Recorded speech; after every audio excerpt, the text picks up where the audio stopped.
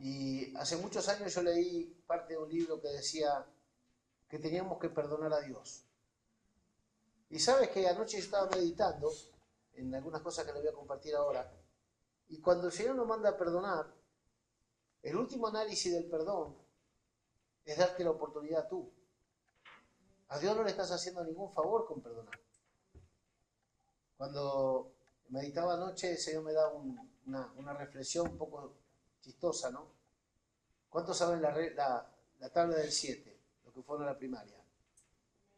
Pues tú puedes multiplicar 70 por 7 o puedes multiplicar 7 por 1. Tú eliges la cuenta. 70 por 7 es perdón. 7 por 1 es multiplicación de demonios. El que no entiende la ley del perdón y la liberación que Dios nos da, tendrá que aprender el múltiple de 7 en 1, que es, por cada demonio que se va, 7 vuelven. Nadie quiere esa escuela, ¿no? Pero es una ley espiritual. Cada demonio que sale, y nosotros no vivimos en amor, en arrepentimiento, en humildad, 7 peores vuelven. Así que si alguien fue libre de algo, vele para que 7 más por cada uno que se fue no vuelva. Y el Señor, como es el Dios de perfección, Jesús enseñó cuando Pedro le dijo, ¿hasta cuántas veces tengo que perdonar?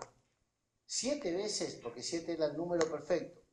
Entonces Jesús le dijo, no, tienes que perdonar 10 veces 7, que es perfecta plenitud. 70 veces 7, que son, ¿cuántas? 490 veces por día. Tú no quieres un demonio bofeteándote, tiene que tener un ejercicio en el perdón. Y anoche yo meditaba en esto, ¿no? Que parece algo muy difícil. ¿Qué prefieres tú? ¿Morir 490 veces en el día o ser sometido a cada demonio multiplicado por 7 de lo que el Señor te liberó? ¿Qué es más difícil de sufrir? ¿La multiplicación de los demonios de los cuales Dios te liberó? ¿O sufrir en la carne la muerte o el renunciamiento al yo con tal de ser libre y vencedor en el Espíritu? Porque de eso se trata, ¿eh?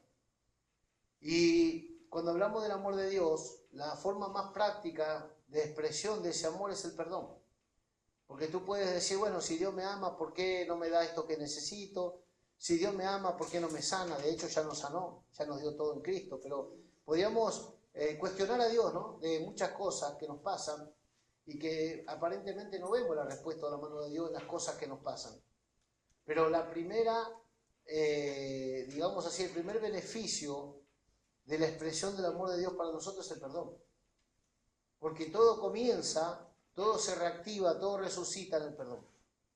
Porque por eso Jesús vino al mundo a morir por nuestro pecado, para que habiendo intervenido muerte por causa nuestra en la cruz del Calvario, nosotros fuésemos perdonados. Y por medio de ese perdón viniese la justificación, la santificación, la redención, la reconciliación, la amistad con el Padre, etcétera, etcétera. Pero sin perdón, la puerta del cielo está cerrada. Entonces necesitábamos el perdón. Y el perdón es la manifestación más gloriosa que el Padre nos puede dar. Porque Dios nos puede sanar el cuerpo y vamos a vivir unos añitos más. Dios nos puede dar un mejor trabajito y podemos vivir de una manera más saciada o completa por un tiempo. Dios nos puede conceder cosas que están en nuestro corazón y podemos aparentemente alcanzar un nivel de felicidad. Pero si no fuera el perdón de Dios con nosotros, no tendríamos eternidad, al menos con Él. Entonces el perdón es el mayor regalo que hemos recibido de parte de Dios, y el perdón es la mejor acción de generosidad que le podemos dar a alguien. Porque cuando nosotros nos movemos en la ley del amor, tiene que estar manifiesto el perdón, un espíritu de perdonador. ¿Perdonador de qué? Bueno, perdonador de todo lo que te ofende, de todo lo que te enoja, de todo lo que te endemonia, de todo lo que te duele. Porque es imposible que nosotros podamos decir que amamos si no podemos perdonar. ¿Perdonar significa ser tonto? No. ¿Perdonar significa no tener derecho? No. ¿Perdonar significa olvidarse y volver a caer en lo mismo? No. Pero perdonar es liberarse de todo juicio y prejuicio que nos ata al pasado y nos llena de amargura, de resentimiento y de odio. Entonces, el Señor me daba esta ecuación, ¿no? ¿Cómo quieres multiplicar vida tú?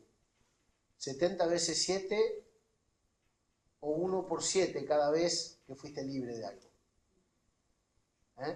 La Biblia dice que cuando un demonio sale de un cuerpo, dice que va y busca 7 peores que él y vuelve. Y si aquella casa está barrida y limpia, va a hacer todo lo posible para irrumpir violentamente y hacer que el estado de aquel hombre sea mucho peor que en el estado que fue encontrado por el Señor y fue librado en su momento. ¿Esto es para que tengamos miedo? No, esto es para reflexionar. Porque la gente es buena para echarle la culpa a Dios de todo lo que le pasa, pero no es buena para imitar a aquellos que por la fe y la paciencia heredaron las promesas. Entonces tenemos que ser un poco más observadores e imitadores de los que van por delante, de los que con ejemplo nos pueden enseñar y han logrado tocar el corazón de Dios y han logrado la aprobación de parte de Dios por medio de las buenas obras de fe y buenas obras de amor. El Evangelio es más complicado de lo que nosotros entendemos. Hoy cualquiera que entra por esa puerta puede sentirse evangélico, pero no es ese el cristianismo bíblico y donde hay una experiencia espiritual. Porque, como digo, hay una cruz. ¿En cuántos se ha experimentado el poder de la cruz? ¿En cuántos está la conciencia de cruz para encontrarnos con esa vida nueva, verdadera, plena, la que te sacia, la que te reivindica en Cristo, la que te resucita, la que te confirma por el Espíritu Santo? Hay muchas cosas que le llamamos Espíritu Santo y no es Espíritu Santo. Hay muchas cosas que le llamamos revelación y no es revelación. Y hay muchas cosas que le llamamos Dios y entre comillas, pero la verdad es que cuando no opera el Espíritu Santo, la religión nos ha sido el límite a lo que hemos permitido o hemos llegado y no le hemos dado lugar verdaderamente al Señor. Entonces, uno de los canales del amor de Dios es el perdón. Creo que es el fundamental, de ahí sale todo. Si el Señor no nos hubiese perdonado, nos daría de comer igual, nos daría vida igual, nos daría tantas cosas igual, pero no nos aprovecharían como aprovecha aquellos que recibieron el perdón y el conocimiento de ese perdón, de lo que significa haber sido perdonados. Que el Señor te diga que tus pecados ya fueron sepultados en el fondo del mar y que Él no se acuerda de eso, no es poca cosa. Eso es más que cualquier promesa o cualquier oración que tú tengas ahora. Porque eso resuelve de la eternidad pasada hasta la eternidad futura tu vida. Solamente el haber sido perdonados. Entonces, caminar en perdón significa caminar en generosidad y caminar en amor. Cuando hemos pasado por tantas cosas en nuestra vida que nos han traído dolor, amargura, nos han incluso condicionado en nuestra vida, hay personas que, por ejemplo, fueron abusadas de niños y son adultos mayores y nunca han olvidado esos abusos. Nunca han podido perdonar, nunca han podido sanar de esas cosas. Y aunque no te lo digan ni se lo digan a nadie, eso está en el alma. Entonces eso ha condicionado su identidad, ha trastornado su integridad, ha diezmado su capacidad, aún intelectual, porque el pecado lo que hace es corromper desde adentro, es como un cáncer. ¿Te das cuenta? Entonces el no haber conocido el perdón o no haber conocido el amor de Dios en su momento para ser sano, esa persona ha crecido deteriorada, enferma, corrompida por dentro, disminuida, condenada, con culpa, con vergüenza, con miedo. ¿Y qué puedes esperar tú de una persona así? Es una bomba de tiempo, pero no es culpable, fue víctima. Pero la corrupción, el pecado y los demonios hicieron de esa persona un tormento. Y entonces es un agente de caos. Y aunque sea una persona que se pueda controlar para no manifestar eso externamente, por dentro es un volcán. Porque esas cosas fueron lo que trajeron el caos. Y eso fue lo que produjo el pecado original en el huerto del Edén, cuando vino Satanás y engañó a Eva, y Eva le dio participación a su esposo, y se cumplió entonces la profecía de que el día que ellos comieran de ese árbol, ciertamente morirían y traerían maldición a toda la creación. Entonces el Señor resolvió rápidamente e hizo un pacto y le dijo a la mujer: de tu simiente se levantará uno que le pise la cabeza a la serpiente, pero ella le va a morder el cañal, hablando de que de alguna manera Satanás iba a herir a Jesús, la simiente incorruptible en la cruz, pero que Jesús lo iba a matar, le iba a pisar la cabeza, porque él iba a morir y iba a resucitar. Una profecía ya anunciando al Mesías. Entonces, esto implicaba el perdón que Dios iba a traer a la humanidad. La manifestación del amor de Dios no llegó cuando vino Jesús, porque algunos piensan que Jesús es el que vino a calmarle la furia al Padre. No, Jesús es la expresión del amor del Padre, que Dios siempre nos amó, y desde el primer momento que nos hizo y nos creó en Adán, la Biblia dice que Él nos dispuso en Adán para que nosotros manifestemos, compartamos con Él su esencia y expresemos su generosidad, su gracia, su amor, su virtud, su sabiduría, etc. Entonces, cuando nosotros vemos que el amor de Dios es más que un versículo o es más que un lema, ¿no? Porque suena bien, Dios te ama. Sonríe que Jesús te ama. Y es para sonreír, y es para gozarse que Jesús nos ama, ¿verdad? Pero es más que eso. Entiende que tú no eres culpable. ¿Sabes qué paz nos da el sabernos no culpables? Que no culpable no es igual que inocente. Tú vas a un juzgado y te dicen no culpable. O sea, no hay sentencia contra tu vida, aunque por alguna razón estás acá. No culpable. Pero el Señor nos declara no culpable, porque una de las virtudes de la sangre de Cristo era expiar el pecado. Expiar el pecado era quitar la culpa, ¿no? Hay homicidios, por ejemplo, que se hacen en un accidente de tránsito, que tú atropellas a alguien y se considera eso homicidio culposo. Mataste a alguien, pero es culposo, que fuiste un partícipe necesario, pero no fue la intención matar a nadie. Entonces no hay condena. Eso es en lo legal. Entonces, legalmente el Señor nos justificó. Legalmente el Señor nos perdonó. Legalmente el Señor nos expió el pecado, porque todos los nacidos de Adán y Eva, todos los que venimos del mismo linaje de nuestros primeros padres en el huerto de Edén, pecamos por naturaleza, no por voluntad. Hay pecados de omisión, que significa pecar porque el pecado está en nosotros, y hay pecados de comisión, que hay gente que se goza y se alegra y es inventora de mal y peca voluntariamente. Pero nosotros en nuestra naturaleza pecaminosa fuimos perdonados por la sangre de Cristo. Y es la expresión del amor de Dios por nosotros.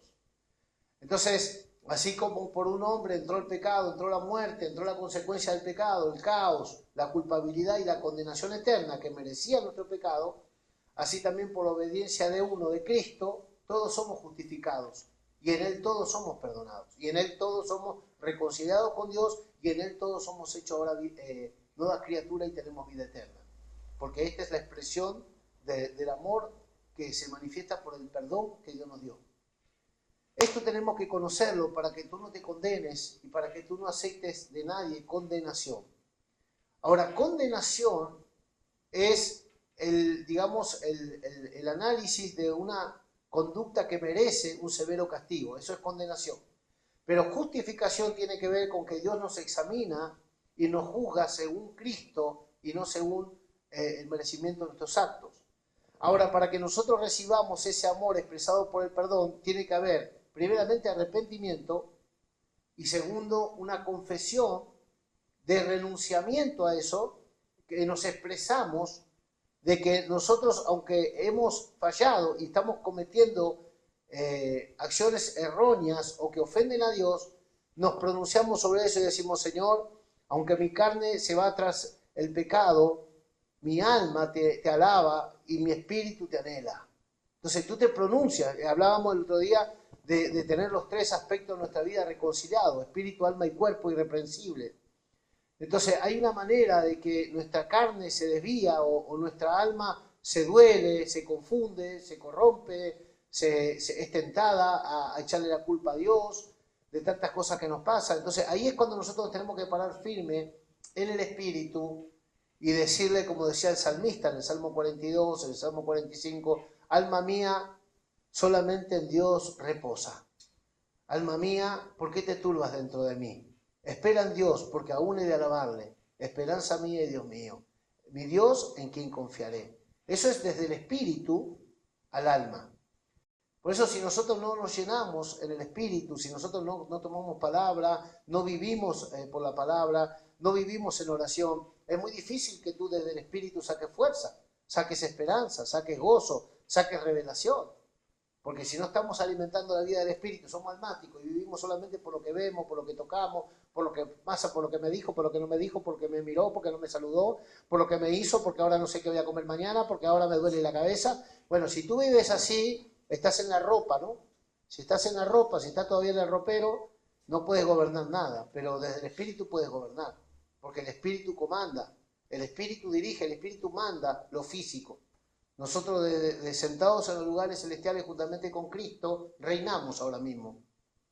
¿Cómo no se lo podemos explicar ni al perro que nos haga caso? Porque nosotros mismos no nos gobernamos por el Espíritu. Entonces el perdón lo que hace es darte libertad y autoridad al mismo tiempo. ¿Qué te da? Libertad de la condenación y autoridad espiritual, donde tú no aceptas que el enemigo te condene, que el enemigo te ate, que el enemigo te frustre, que el enemigo te desvista de tu dignidad, sino que la revelación del perdón lo que hace es vestirte de justicia y te da las armas espirituales para que tú puedas establecer batalla contra todo aquello que viene a atentar contra tu identidad, contra tu propósito y contra tu plenitud que es en Cristo Jesús. Qué importante que es que nosotros entendamos los beneficios del perdón de Dios. Porque si hay una manera que Dios nos amó, es perdonándonos. Y sabes que la Biblia dice que no hay mayor amor, dijo Jesús, a ver si encuentro el versículo, no hay mayor amor que este, que alguien dé la vida por sus amigos. No hay mayor amor que este. O sea, tú dices, ¿cuál es la mayor expresión de amor? ¿Un hombre con una mujer? ¿Un padre con un hijo? Bueno, ese es un amor relativo, porque es un amor que hace bien al que te hace bien, al que te hace sentir bien. Vale. Hace bien a quien, cuando nosotros amamos a los que nos aman, es fácil. Pero Jesús dijo, amen a los enemigos. Y ahí quiero ver qué nivel de amor tenemos. Dice, ama al que te aborrece, ama al que no te puede recompensar el amor, no te puede corresponder el amor. Y ahí viene el desafío, ¿no?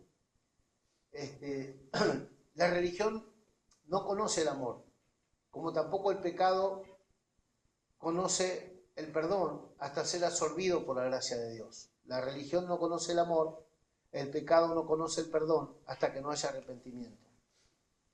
San Juan 15:12, vamos a leer, palabra de Jesús. San Juan 15:12 dice, este es mi mandamiento, que os améis los unos a los otros, como yo os amé. ¿Cómo nos amó? Hasta la muerte. ¿Quién puede cumplir ese mandamiento? Ahora no se nos pide ir a la cruz física, pero se nos pide crucificar nuestro ego y darle paso a la dignidad y el derecho del otro. Entonces, darle paso a la dignidad y el derecho del otro es perdonar. No es querer tener razón solamente, sino darle vida a otro por medio del perdón. Cuando en Isaías 58 dice que el ayuno que Dios escogió es que dejemos ir libre a lo que tenemos atado en el corazón, que es aquello que odiamos, aquello que no perdonamos, aquello que tenemos raíz de amargura. Dice, déjalo ir libre, soltarlo al vuelo como una paloma de la jaula. El que se libera en realidad eres tú, porque la persona ahí afuera está vivita. El que está muerto es uno, que huele a podrido, huele a muerto porque está en odio, en rencor, en amargura, en la sospecha, en el miedo, en el que dijo, que no dijo, que hizo, que no hizo. Este es mi mandamiento, que os améis los unos a los otros como yo os amé. Nadie tiene mayor amor, 12:13 del Evangelio según San Juan. Nadie tiene mayor amor que este, que ponga alguno su vida por sus amigos. ¿Qué es poner la vida? Poner la vida es perdonar. Poner la vida es tener al otro por superior a uno. Poner la vida es menguar para que el otro crezca. Y poner la vida también sería salir de fiador. Uno de los títulos de Jesús en el libro de Hebreos, como sumo sacerdote, como mediador, es fiador. ¿Qué es un fiador? Es una garantía. Es alguien que se puso a favor tuyo. Es alguien que intercede por ti, alguien que te defiende. Dice que Él intercede ante el Padre por nosotros, eso es un fiador. Él no confía en tu fidelidad, en tu integridad, en tu veracidad, en que somos infalibles, no. Pero Él dice, Señor, acá están mis llagas, acá está mi sangre, acá está mi obediencia, acá está mi vida perfecta como ofrenda para ti en favor de ellos. Eso es un fiador. Entonces, cuando nosotros salimos de fiador por alguien, tenemos que saber que esa persona por la que salimos fiador va a fallar. Esa persona por la que tú sales fiador quizás no toma tan en serio ser leal o ser íntegro o ser fiel a lo que tú le estás confiando. ¿Estás de todas formas dispuesto a salir de fiador? Estos días nosotros vemos lo desesperada que está la gente con el tema de vivienda, cómo necesitan y no pueden acceder a una vivienda porque no tienen los recursos, no tienen los papeles, no tienen los medios y necesitan fiadores. Y qué difícil ser fiador, porque tú tienes que saber de quién vas a ser fiador. La Biblia dice, no salgas fiador así tan rápido de cualquier persona, porque la persona falla. Ya no os llamaré siervo porque el siervo no sabe lo que hace su Señor, mas os he llamado amigos, porque todas las cosas que oí de mi Padre os he hecho conocer. Cuando Dios ama, nos revela misterios. Cuando Dios ama, no solamente nos perdona, sino nos hace partícipe de cosas que no estaban a nuestro alcance ni en nuestro conocimiento, pero ahora nos lo revela. Anoche dijimos que parte de la revelación es la manifestación de amor. Cuando alguien te revela algo, es porque te está amando y te está confiando. Está siendo fiador de ti al confiarte cosas que no sabe si tú verdaderamente vas a ser leal para mantener el secreto o para caminar en acuerdo con esa revelación.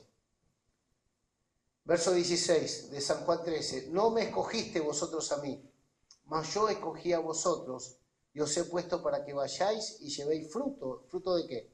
De amor. Y vuestro fruto permanezca para que todo lo que le pidieras al Padre en mi nombre, Él os lo dé. Mira, una de las garantías de que nuestras oraciones van a ser respondidas es que cuando nosotros oramos, el Señor vea fruto en nuestra vida. ¿Por qué el Señor tendría que concedernos cosas a nosotros que no a todos se las concede? Porque nosotros hemos hecho un paso más allá con la gracia recibida. Si la gracia que has recibido hasta aquí no te hace fructífero, tú no puedes esperar que Dios por la gracia, por la cara solamente, te siga añadiendo gracia. Si tú no eres consecuente, agradecido y feliz con la gracia que tienes ahora, Dios no te puede multiplicar gracia si eres un mayordomo infiel de lo que se te concedió. Pero Dios no me ama, Dios te ama, pero Dios no te puede confiar, no te puede fiar si no hay integridad y no hay fidelidad. Porque, ¿se acuerdan de la parábola de los talentos? A uno le dio 1, a otro le dio 2, y a otro le dio 5. Y el que recibió 1, ¿qué hizo? Tuvo miedo. Sé que tú vienes a cosechar donde tú no sembraste. No, pero yo te puse a ti para que en mi nombre siembres. Yo te di talento a ti para que tú fructifiques y prosperes ese talento, para que tú lo multipliques. Yo te hice mi mayordomo y fuiste un mayordomo negligente e infiel, porque lo que te confié no lo multiplicaste. No fuiste íntegro, no obedeciste, no entendiste que estabas de parte mía administrando, no de tu parte. Entonces, como no me tuviste en cuenta en tu negocio, enterraste el talento porque no eres capaz de multiplicarlo. Y tú crees que yo tampoco soy capaz de multiplicar y bendecir lo que te doy. Y ahí está cuando la gente le roba el diezmo a Dios, ahí está cuando la gente tiene un talento y no lo ejerce en la iglesia, ahí está cuando el talento promete cosas con la boca a la gente, pero en su análisis no es fiel. Entonces, todas estas cosas, hermano, y nos preguntamos, ¿por qué el Señor no nos bendice? ¿Por qué el Señor no nos multiplica? ¿Por qué el Señor no nos da más? Porque hemos sido hallados infieles. No hemos sido hallados fieles. Entonces, la fidelidad habla de amor. A veces tenemos 1000 excusas para no permanecer, pero el que ama la palabra permanece en Cristo. El que ama a Dios permanece en Cristo. El que ama la obra de Dios permanece en la iglesia. El que ama a su familia permanece con su esposa, aún teniendo tentaciones y oportunidades fuera de la casa. El que ama es fiel. ¿Tú quieres ver a alguien fiel? Ama. ¿Tú quieres ver a alguien que ama? Es fiel. El que no es fiel es porque no ama, porque no tiene compromiso y no es recíproco al favor, a la gracia, a la honra que se le dio. Entonces, cuando hablamos de amor, Hay muchas formas de expresión. Uy, los novios, ¿cómo nos prometemos amor? Pero el tema es cuando llega la hora de la verdad. ¿Hasta dónde estamos dispuestos nosotros a amar? Primera de Juan 5.3 dice, porque este es el amor de Dios, que guardemos su mandamiento. O sea, ¿qué pensará Dios cuando nosotros le decimos, Señor, te amo, Padre, te amo, y le cantamos canciones de amor al Señor como si fuera una doncella en la ventana con la luna llena, ¿no?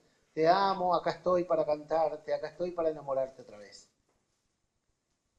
Cuando nosotros decimos amar a Dios, Dios lo que mira es cuánto dispuestos a la obediencia estamos. Porque eso habla del amor. No las canciones que le cantamos de amor, porque el Señor no necesita ser enamorado. El Señor quiere ver verdaderamente que el testimonio de Él es fiel en nosotros. Porque este es el amor de Dios, que guardemos sus mandamientos, y sus mandamientos no son gravosos. Segunda de Juan 1.6. Y este es el amor, que andemos según sus mandamientos. Y este es el mandamiento, como vosotros habéis oído desde el principio, que andemos en amor. Andar en amor es una ley espiritual, es la ley de la membresía. Dijimos que en todo nivel de relación personal y aún con Dios somos miembros, y en ese vínculo lo perfecto es amar. Entonces, si no podemos nosotros demostrar amor, no podemos nosotros decir que conocemos a Dios, porque el que conoce a Dios ama, y el que no ama es porque no ha conocido a Dios. En esto conocemos que somos hijos de Dios, en que nos amamos unos a los otros. Si no hay amor, no hay conocimiento de Dios. Y sabes, la ignorancia o el desconocimiento de Dios es tiniebla. ¿Y sabes quién gobierna en la tiniebla? El príncipe de la tiniebla. Entonces, si no hay amor, hay toda clase de males. Todo lo que no procede de fe es pecado, pero también todo lo que no procede de amor es pecado. O sea, cuando tú haces algo por alguien y no lo haces por amor, mejor no lo hagas. Porque hay un proverbio que les quiero compartir, que anoche me venía de madrugada, estaba yo meditando en estas palabras, que esto no es un bosquejo para compartir en el culto, es algo que Dios me está ministrando a mí en lo personal, porque somos probados y somos demandados a un mayor nivel de amor. Dice el proverbio 27.5. Hay varias versiones y yo le voy a hablar de dos. Dice el proverbio 27.5, mejor es reprensión manifiesta que amor oculto. Acá habla que la reprensión que se hace en amor, aunque no sea comprendida como amor, es amor. Reprensión es, digamos así, confrontación, exhortación, estorbo. Eso es una reprensión. Disciplina es una reprensión. Y aunque a nadie le gusta la disciplina, en el momento de recibirla, es una manifestación de amor. Si tú amas a tus hijos, los corriges. Si tú amas a tus hijos, los confrontas, les estorba el pecado. Si tú para ti es igual verlos que van de camino al infierno, de camino a la muerte, en la condenación eterna, y no los exhorta, no los confronta, no le dice, no le denuncia el pecado, tú no los amas. Pero si lo ama, lo estorba. Si lo ama, lo confronta. Si lo ama, lo disciplina. Y si lo amas, intenta evitar toda clase de maldiciones que acarrea el pecado. Entonces, mejor es la reprensión manifiesta que ¿qué? Que el amor oculto. ¿Cuál es el amor oculto? El amor oculto es que nosotros, por un sentimiento de amor, pasamos por alto muchas cosas, que muchas veces eso le va a traer muerte a la persona, eso le va a traer desgracia. Mi papá, con la ignorancia que tenía y siendo de campo, y nos pegaba fuerte, nos pegaba con látigo de caballo y con cinto de 4 dedos de ancho. Y ¿sabe lo que siempre yo escuchaba que le decía a sus amigos, a los vecinos? Le decía, prefiero que ellos lloren y no que llore yo. Y eso me quedó a mí en la cabeza siempre. Prefiero que lloren ellos ahora y no llorar yo después. Y te puedo asegurar que dolía, como nos pegaba. Y no siempre era justo. Pero ese era el lema. Prefiero que lloren ellos y no llorar yo. Y después de grande entendí. Porque cuando en el momento nosotros tenemos que disciplinar, corregir, estorbar, hasta a veces llegar a un conflicto por educar o por enseñar o por preservar a los que amamos, esto nos trae un problema en el momento, pero trae paz para el resto de los días, si se entiende el consejo y la disciplina. Entonces hoy a los chicos no se les corrige, hoy a los chicos no se les enseña educación, van a la casa ajena, no saludan a nadie, entran a la nevera, al baño, a la casa, como si fuera la casa de ellos. Y los chicos no tienen la culpa. Los chicos se hacen odiar, pero no son los culpables, son los padres, que no están educados. O están educados, pero están llenos de maña. Eso habla de la negligencia, de la falta de liderazgo. Habla de la cabeza podrida que está enferma porque no tiene la mente de Cristo para edificar una casa con sabiduría. Y todo lo que nosotros podemos decir ya está sabido, pero también eso es falta de amor. ¿Sabes? Yo te lo digo delante del Señor. Yo veo chicos, medianos, grandes, hombres, y yo digo, a esto le falta la edificación. Estos por dentro están vacíos, no están amueblados. No tienen el consejo, no tienen sabiduría, no tienen diseño de vida, no tienen visión. Si encima se multiplican, ¿qué le van a enseñar a la próxima generación? Si ellos mismos no tienen consejo para ellos.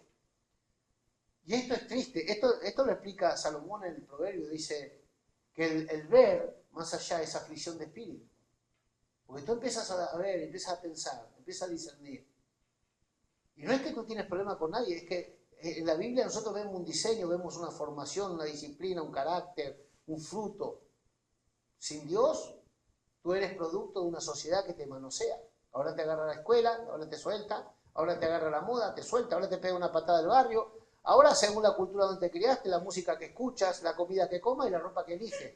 Y eres producto y eres digamos, el prototipo de algo que te hicieron como se hace, viste, la piñata para el cumpleaños, que cada uno ve el gusto que tiene un tema digamos, no sé cómo se llama esto, cuando hacen una fiesta y le dan un logo, un tema. Bueno, te disfrazan de lo que está de moda, de lo que está de turno, y tú eres el producto, tú eres la materia prima. Y cada uno hace contigo según lo que quiere hacer de ti. Ese no es el diseño de Dios para el ser humano. Dios lo que creó lo edifica y lo perfecciona hasta el fin. Entonces el consejo también es amor. La disciplina también es amor. Dijimos la revelación es amor, dijimos el perdón es amor, la edificación por fe es amor. Y todo lo que preserva la integridad y todo lo que edifica y todo lo que confirma y todo lo que perfecciona viene del amor de Dios a nuestra vida. Por eso la Biblia es tan insistente en el tema de que tenemos que ser edificados como casa espiritual. Es tan insistente. Y no hablo de religión. Ustedes ven que nosotros no aplicamos religión, estamos aplicando sabiduría. Entonces, mejor es reprensión manifiesta que amor oculto. Mira, si tú tienes algo para sumar a mi vida, tú no te cortes. Dímelo, hazlo ya. Porque yo prefiero algo que aparentemente sea cruel, doloroso o fuerte, por amor, que esa hipocresía religiosa que no suma y no va a ningún lado. Que solamente, ay, yo lo sabía, pero no te quise decir nada. No, y yo no le dije nada. Pues mal hecho, hipócrita. Tendrías que haberle dicho, si sabías que estaba mal eso, tendrías que haberte pronunciado. Si eres de la verdad, no te puedes callar. Pero tenemos esas cositas, ¿no? Y bueno, y yo no le dije nada. Y yo sé que estaba mal, pero no le quise decir nada. Pues eres hipócrita y eres mentiroso o mentirosa. Porque si tú eres de la verdad, la Biblia dice la verdad en amor, pero la verdad. ¿De dónde viene que aceptamos la mentira, lo corrompido, lo pecaminoso, lo oscuro, lo entenebrecido, lo endemoniado? Y teniendo la verdad y la libertad para esas personas no nos pronunciamos. Viendo que van corriendo de camino a la muerte, no nos detenemos a pensar y a hacer misericordia hablando verdad. Es duro, ¿no? Pero es así. La Biblia habla de la verdad en amor, siguiendo la verdad en amor. Ah, no, pero si le digo se va a ofender. No, porque tú lo haces en amor y tarde o temprano Dios se lo va a revelar, que es por amor. Por amor de mi pueblo no callaré, decía el profeta, de parte de Dios. Y venía duro, ¿eh? No se gasten tanto en trabajar por esta ciudad porque ahora viene el imperio y nos lleva todo cautivo, decía Jeremías. Y el rey decía, pero este solamente nos profetiza lo malo. No, te profetizo la verdad. Si es malo o es bueno, tú lo vas a saber más adelante, pero Dios lo dijo y yo no lo puedo callar. Así que dejate de pintar los arbolitos blancos y arrodillate a orar porque vienen los que te llevan cautivo. ¿Era esa una profecía de maldición? No, era una advertencia veraz de parte de Dios, de un hombre que oía a Dios y repetía lo que veía de parte de Dios. Ese es el ministerio profético. A todos nos gusta la profecía para que el pastor o el profeta me diga cosas que me gustan. No, la profecía no es para oír lo que te gusta. La profecía es para exhortación, para edificación y para amonestación del Señor. Ese es el espíritu de la profecía. Pero las tres cosas son saludables. Las tres cosas son las que nos preservan el alma y nos convierten a Dios. Entonces, buscar lo que me gusta es enfermizo. Es como dejar a los chicos ir a comer todos los días al McDonald's. No es lo que me gusta, no es lo que a mí me apetece, es lo que me conviene. Y Dios nos da una dieta por amor que nos conviene, no que nos gusta siempre. Y dentro de esa dieta de amor está el tener que perdonar que a la carne no le gusta, el tener que reconciliar cosas que en mi mente no me cabe reconciliar, el tener que convertirme a cosas que mi carne no quiere convertirse a esas cosas, el tener que santificarme cuando mi carne está agradada en una cosa y el Señor te dice, esto se cortó, basta, de esta forma de vida ya no es. Porque si amamos a Dios, guardaremos los mandamientos. Y no es que por los mandamientos te vas a salvar, tú eres salvo por gracia, pero los mandamientos demuestran amor y fidelidad al que te amó primero. Mira, vamos rápido a la palabra. Segunda de Tesalonicenses 2, del 1 al 10. Hablando de la verdad en amor. Esta lectura, esta porción, es más actual que cuando Pablo escribió esta carta. Porque el espíritu de iniquidad que habla acá, que es el espíritu del anticristo, está más que nunca. Ahora mismo ya se cree que ya está nacido el anticristo. O sea, acá estaba hablando Pablo proféticamente. Hoy nosotros somos contemporáneos casi del anticristo. Si ya no nació, nace mañana en la mañana. Estamos en ese tiempo final donde el espíritu del anticristo, el espíritu de iniquidad, ya está operando en el mundo. ¿Tú te crees que es casual todo lo que está pasando en los gobiernos, en las naciones, todo lo que es las manifestaciones satánicas, los seres reptílicos que están? No son mentira eso, ¿eh? Eso que tú ves las personas que los ojos se le ponen como serpiente, esa tendencia a cortarse la lengua en dos y tener lengua de serpiente, no es una persona o dos que lo hicieron, ¿eh? Eso que se autoperciben animales, ¿qué dice la Biblia? Terrenal, animal y diabólico. O sea, está el ser humano en una degradación. El otro día me daba risa porque había un video, le mostraban a un hombre mayor así como Antonio, pero un hombre de campo, ¿no? Le mostraban estos tontos que se autoperciben animales y andan así con una soga y entonces le mostraban un video donde hay uno que se autopercibe perro, entonces va y se pone a ladrar a un perro, el perro viene y lo muerde. Y entonces le mostraron al hombre, este hombre mayor, más de campo que un zorro, le mostraron el video ese como un perro le mordía el brazo porque él se puso a torear al perro, el perro es perro, él jugaba a ser perro, pero el perro no jugaba, el perro era perro, y fue y lo mordió. Entonces le mostraron a un hombre mayor de campo, bruto, ¿viste? Entonces dice, pero, ¿qué tarao? ¿Qué está haciendo este? Fíjate, un hombre sin estudio, ¿eh? Tenía más cerebro que estos que van hasta la universidad y tienen esos traumas de sentirse perro. Entonces el hombre está degradado, el ser humano está corrompido, está, digamos, sacado de sus cabales. Tiene la mente entenebrecida, porque no es inocente autopercibirse un animal y tener el descaro de no vivir en la dignidad y el autorrespeto, ¿no? Bueno, entonces ese espíritu, digamos, de iniquidad, es un espíritu que la pecaminosidad es la condición de ese espíritu, es el fruto continuo de pecaminosidad, porque la raíz del pecado es la iniquidad. Y la iniquidad nace del orgullo y de la separación de Dios.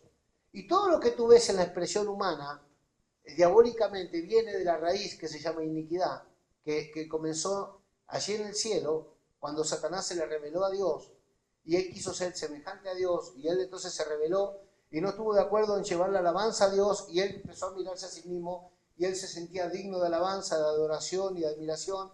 Entonces fue, hizo contratación con la tercera parte de los ángeles, se rebeló contra el Creador, etcétera, etcétera. Pero a ese pecado se le considera iniquidad, o raíz de todos los pecados, que vino a causa del orgullo. Entonces, el espíritu de iniquidad que opera en el mundo entero ahora está descrito acá en 2 de Tesalonicenses, capítulo 2, verso del 1 al 10. Dice el apóstol Pablo, pero con respecto a la venida de nuestro Señor Jesucristo, fíjate, contemporáneo al último tiempo, es la operación dimensionada de este espíritu, que es el espíritu contrario al Espíritu Santo, el espíritu de iniquidad, que opera y que está en todos los órdenes de gobierno, sobre todo, ¿no? En la gente que tiene autoridad, que está en eminencia, que tiene influencia.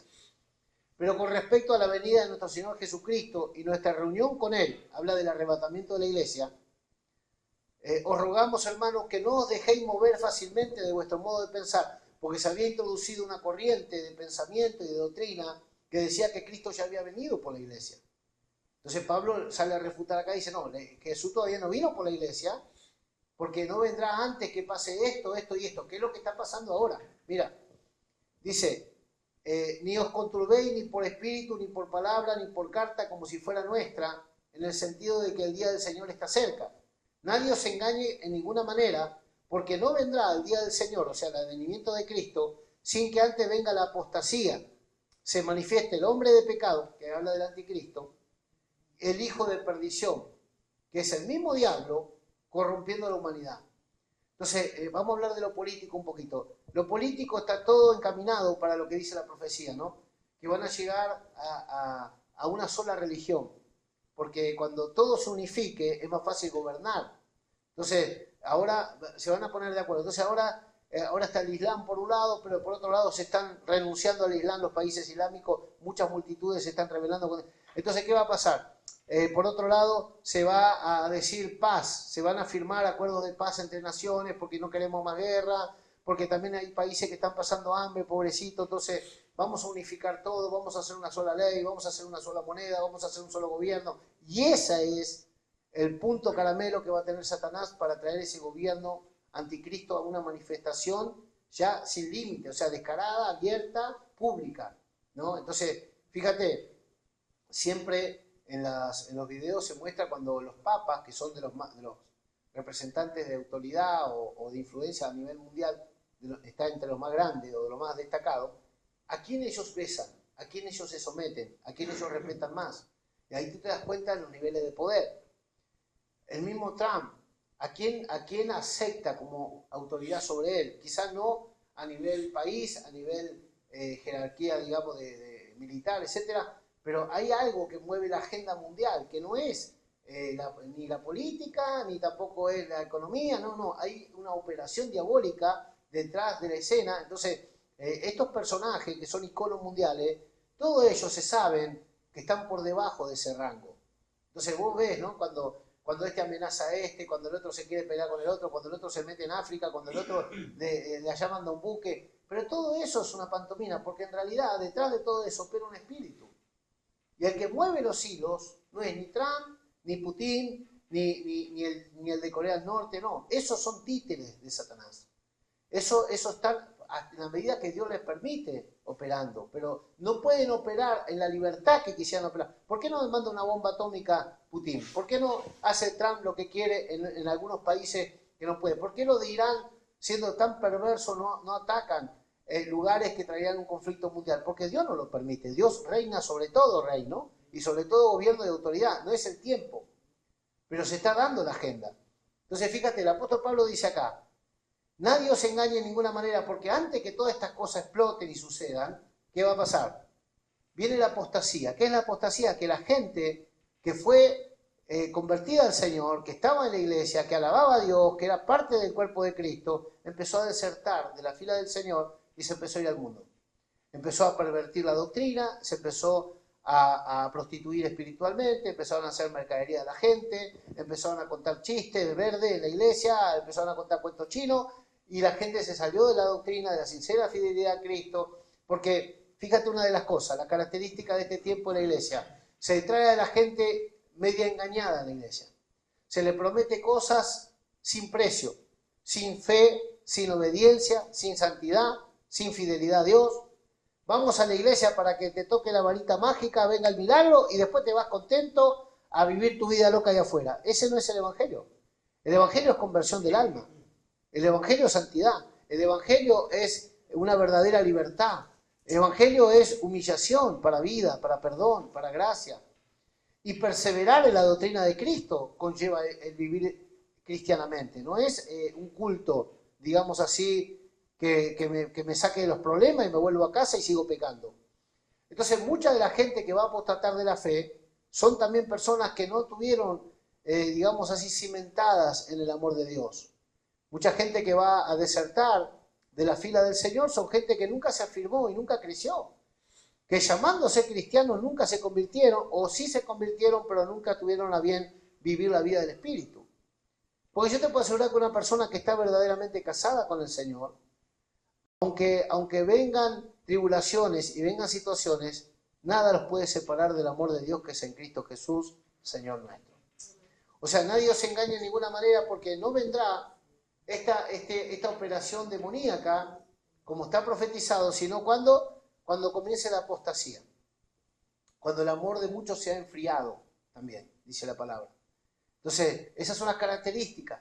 La característica del hombre del último tiempo, ¿cuál es? Amador de sí mismo, vanaglorioso, aborrecedor de lo bueno, menospreciador, que no se sujeta a nadie, que solamente va detrás de su propia visión, que muchas veces es ambición, es glotonería, es ambición digamos así, de avaricia, codicias necias, dice la palabra, amando el dinero más que a Dios, etcétera, etcétera. Bueno, entre la condición del hombre del último tiempo, la condición de la iglesia en el último tiempo, la condición a nivel mundial política, la condición económica que va a marcar las tendencias, como la migración, por ejemplo, en este tiempo. Y todo eso tiene que ver con la profecía que ya está dada. Entonces, nosotros cuando veamos este tiempo, dice Jesús ahí en Mateo 24, huyamos, dejemos atrás, no nos enredemos en los negocios de esta vida. No te aferres tanto a las cosas materiales, y no digo que no hay que trabajar, no digo que no hay que tener lo nuestro, pero no te aferres, no idolatres tanto eso, porque tú eres como un soplo, eres como la flor del campo, que a la mañana está y a la tarde no está. Aprovecha el tiempo para honrar a Dios, para servir a Dios, para tener testimonio de que amas a Dios, que haya una evidencia de que eres de arriba, porque tarde o temprano esto te va a jugar en favor o en contra de tener o no tener una evidencia y un testimonio de amor. Antes que se manifieste el hombre de pecado no es un hombre, es una entidad espiritual encarnada, el cual se opone y se levanta contra todo lo que se llama Dios o es objeto de culto. En una medida lo estamos sufriendo. Todo lo que tiene que ver con Dios tiene persecución, tiene rechazo, tiene burla, tiene aborrecimiento, persecución, todo solamente por querer amar a Dios o querer servir a Dios. Pero bienaventurados los que aman, los que creen y los que todavía perseveran. Dice, el cual se levanta, verso 4, 2 Tesalonicenses 2:4, el cual se opone y se levanta contra todo lo que se llama Dios o es objeto de culto. Y Dios es con mayúscula. El diablo no tiene problema que tú vayas a adorar a la Virgen, a los falsos dioses, etc. Pero con el tema del Dios verdadero, vos vas a encontrar siempre problema y persecución de parte del diablo. Entonces dice acá, tanto que se sienta en el templo de Dios como Dios, haciéndose pasar por Dios. ¿No os acordáis cuando yo estaba todavía con vosotros, decía esto, y ahora vosotros sabéis lo que lo detiene? ¿Qué es lo que lo detiene a Satanás en toda su dimensión de expresión? Es la iglesia y el Espíritu Santo que está sobre ella. Tu oración, tu testimonio, tu santificación, tu comunión con Dios. Dios, por su misericordia, está deteniendo este espíritu para que aprovechemos el tiempo y ganemos alma y la mayor número de gente se salve. Pero vendrá el tiempo donde los tiempos se han acortado, dice la palabra, por amor a los escogidos que están, porque Dios en su misericordia está deteniendo esto para que la iglesia aproveche a avanzar y a conquistar y a ganar la mayor número de almas.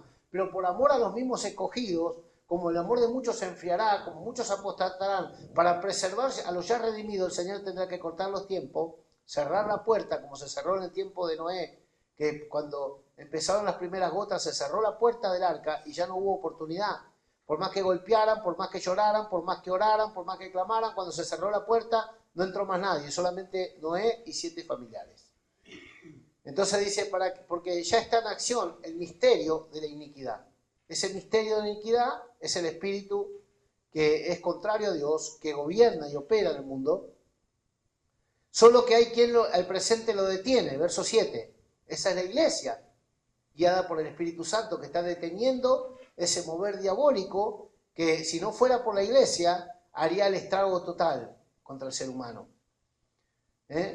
Dice, hay quien al presente lo detiene hasta que él a su vez sea quitado de en medio. ¿Quién va a ser quitado de en medio? La iglesia con el Espíritu Santo, dice Apocalipsis, y el Espíritu y la novia dicen, ven Jesús, ven Señor. Ven a buscarnos, ven que nos queremos reencontrar contigo. Cuando la iglesia sea levantada, ese hecatombe va a venir, que habla de la gran tribulación. 3 años y medio de principio de dolores y 3 años y medio, dice, de un tiempo de tragedia terrible. Ahora, mira, y entonces se manifestará aquel inicuo a quien el Señor matará con el espíritu de su boca. El Señor lo va a matar con una palabra, pero mientras tanto va a ser el estrago que va a hacer. Entonces, esto ya es escatología, son las profecías del tiempo final.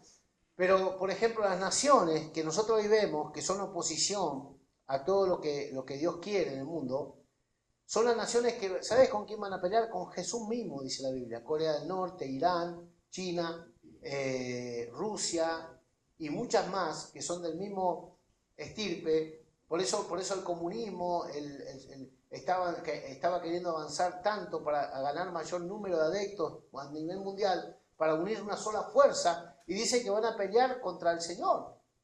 Y dice el libro de Ezequiel que cuando vengan a pelear contra Cristo, dice que va a haber una batalla que se llama la batalla del Armagedón. Ustedes después lo pueden ver ahí. Y en esa batalla del Armagedón dice que van a resistir a Dios. Y dice que ahí ya estaba profetizado en el tiempo de Ezequiel que iba a haber armas atómicas. Y dice que antes de que caiga el cuerpo de los soldados al suelo, ya van a estar desintegrados. Eso es la bomba atómica. Porque ¿cómo hace un cuerpo? En el tiempo de Ezequiel, que había arco, flecha y poca cosa más, que antes que el cuerpo caiga esté todo desintegrado. Eran armas químicas, eran las profecías de este tiempo. Entonces dice la Biblia que van a pelear contra Jesús y su ejército que venga, posiblemente nosotros con él, los que morimos con él reinaremos con él. Entonces dice que van a resistir a Cristo mismo, las naciones, van a apuntar contra el mismo Mesías. Y el Señor lo va a derribar por el espíritu de la palabra, cuyo advenimiento es por obra de Satanás con gran poder y señales y prodigio mentiroso y con todo engaño de iniquidad para que los que se pierden, por cuanto no recibieron el amor de la verdad para ser salvos. Fíjate, el amor de la verdad. ¿Qué es el socorro de Dios? El amor de la verdad. Para que el Señor nos pueda perdonar, nosotros tenemos que confesar arrepentimiento y culpa para que el Señor nos pueda favorecer con el perdón. Dios no puede perdonar a alguien si no le manda una notificación de cuál es su estado de culpabilidad. Por ejemplo, cuando un juez va a condenar a alguien, necesita que el fiscal presente la causa, necesita que los abogados expongan que den su versión. Entonces de ahí se saca todo un análisis y de ahí se saca, digamos así, una sentencia, para bien o para mal. Entonces el Señor no puede, digamos así, perdonar a alguien que no está notificado de esa culpa o de esa condena que merecen sus actos. Primero te tiene que notificar. Entonces la verdad en amor significa la buena nueva de que habiendo sido nosotros culpables, el Señor nos perdonó, el Señor nos amó, el Señor pasó por alto nuestra culpa y ahora nos da el derecho del perdón, el derecho de la gracia, la reconciliación y nos da una vida nueva. Habiendo pasado por alto los pecados pasados, nos da ahora una esperanza viva para que nosotros vivamos ahora en buenas obras, habiendo hecho de nosotros una nueva creación en Cristo Jesús. Eso significa la palabra evangelio, eso significa la palabra gloria a Dios. Eso significa la palabra evangelio o significa la buena nueva del Señor. ¿Cuál es la buena nueva?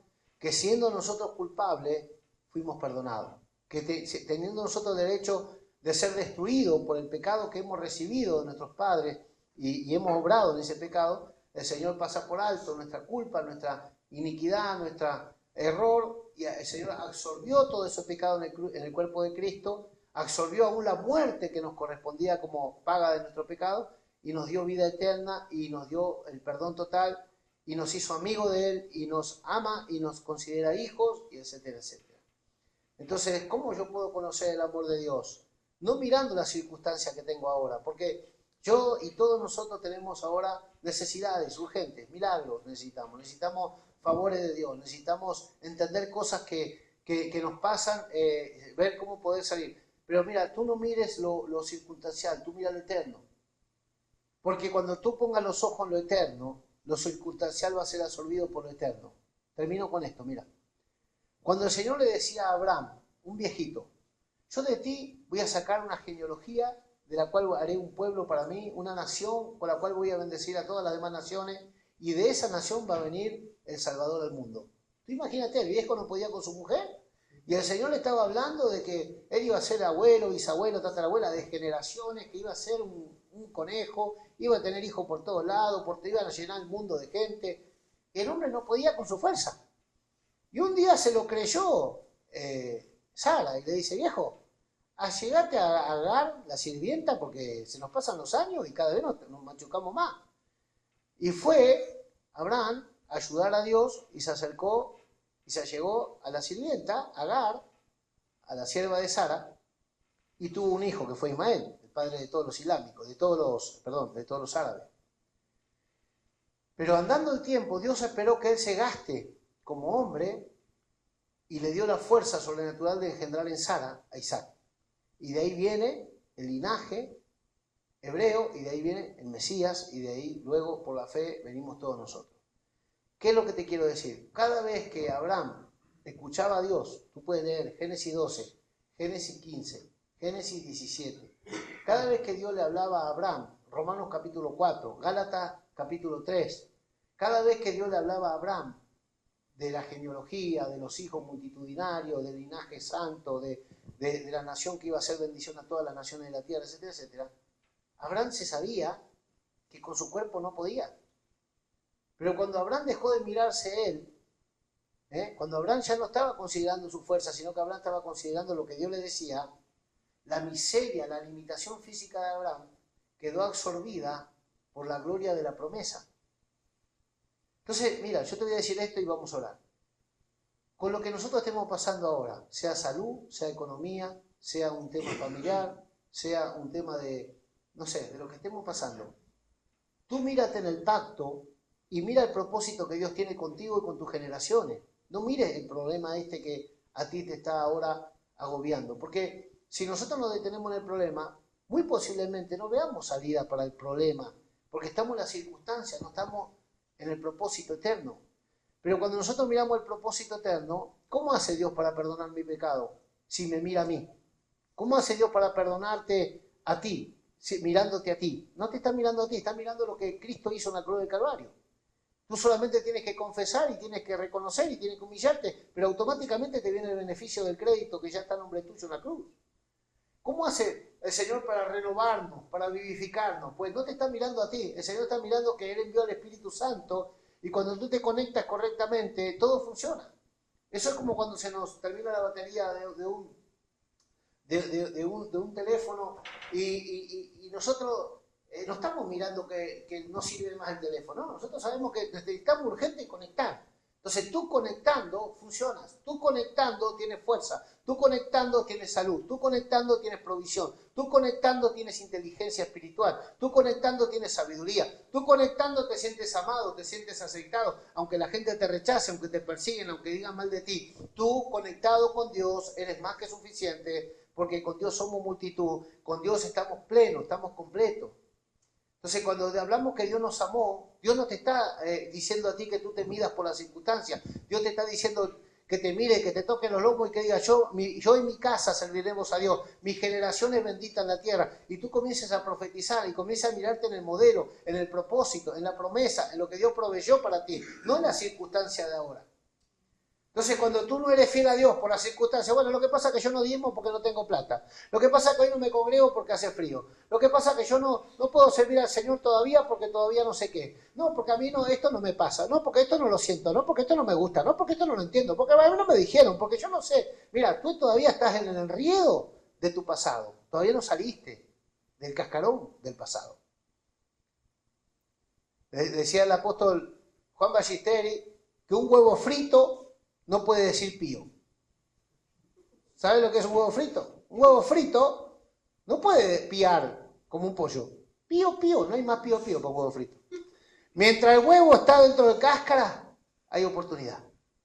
Si te dice, bueno, yo todavía no vuelo, no importa, pero estás dentro del huevo, todavía hay oportunidad. Ahora, si tú mismo te estrellas contra tu propósito, contra tu despropósito, contra tu pasado, para ese no hay más oportunidad, sos huevo frito. Lo único que puedes provocar es un ataque al hígado.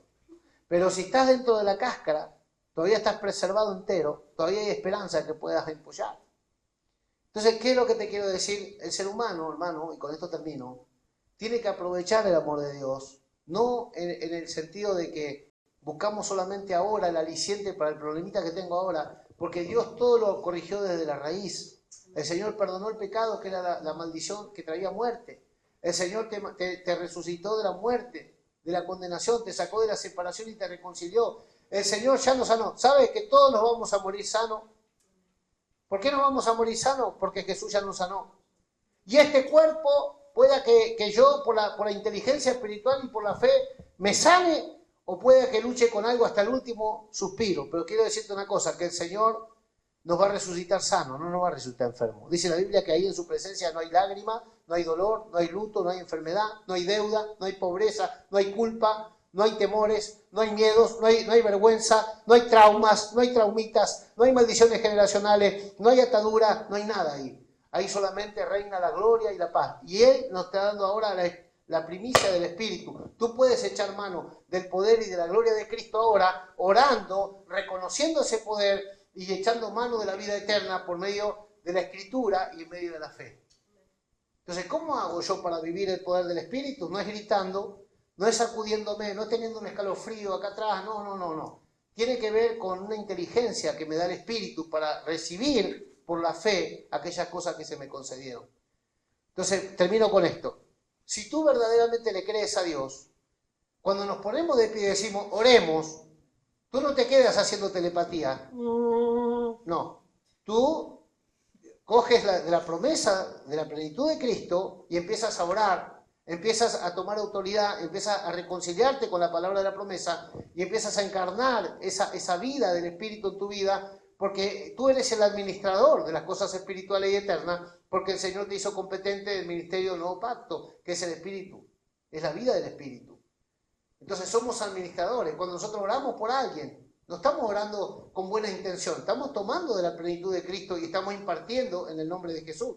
Cuando adoramos a Dios, estamos tomando del reconocimiento de acá abajo, de haber reconocido y creído el amor de Dios, estamos cantándole a Dios lo que entendemos por el Espíritu que Dios es y Dios hace.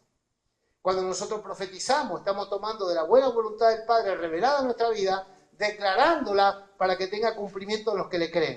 Entonces, tu actividad debe ser participativa y voluntaria en todo lo que Dios nos dice, que son canales de conexión hacia Él y por donde se devuelve gracias sobre gracias a nosotros. Entonces, cuando oramos, abre la boca. Cuando cantamos, canta. Cuando damos, da. Cuando ves que todo se pone difícil, ora con los que oran. Porque esa es la forma. Ahora, si tú eres pasivo y tú quieres ser un espectador, tú te puedes dar lujo. Yo no. Yo necesito participar y necesito traer la gloria de Dios. Termino con esto. El amor de Dios se ha manifestado en nuestras vidas hace mucho tiempo y el amor de Dios está palpable y tangible ahora para el que cree. No es algo pasado, es algo de todos los días. Dios, por amor a su nombre, no me deja. Por amor a su nombre, nos sostiene. Por amor a su nombre, nos revela. Por amor a su nombre, nos cumple lo que dijo. Pero en ti tiene que haber también tal amor hacia Él y hacia su palabra para que ésta te aproveche. ¿Tú te crees que yo dejo de dormir a la madrugada porque estoy aburrido o porque estoy viejo? No. El Señor me lleva a meditar en estas cosas porque tengo la carga por ustedes de traer provisión espiritual. De que el Señor sustente tu vida, que el Señor aumente tu fe, que el Señor desarrolle los dones que Dios te dio, que el Señor te abra puerta delante, que te dé promesa, que te dé provisión, que te dé camino, que te dé gracia delante de los hombres. Pero estas cosas que son espirituales no se pueden conseguir sentado en el banco como un espectador de un culto, sino siendo participativo en fe, en obediencia y en acción de lo que Dios está demandando de nosotros. Entonces, el amor de Dios se ha revelado, se ha manifestado y se ha mostrado en Cristo, pero el amor de Dios está vigente hoy. Tú hoy puedes participar del amor de Dios activamente si estás dispuesto a vivir en esa ley espiritual de reciprocidad. Nosotros no podemos estar como espectadores del amor y la gracia de Dios, sino participar de este amor activamente mediante la fe y la obediencia del pacto. Así que vamos a orar y vamos a pedir al Espíritu Santo que nos ayude, que nos despierte.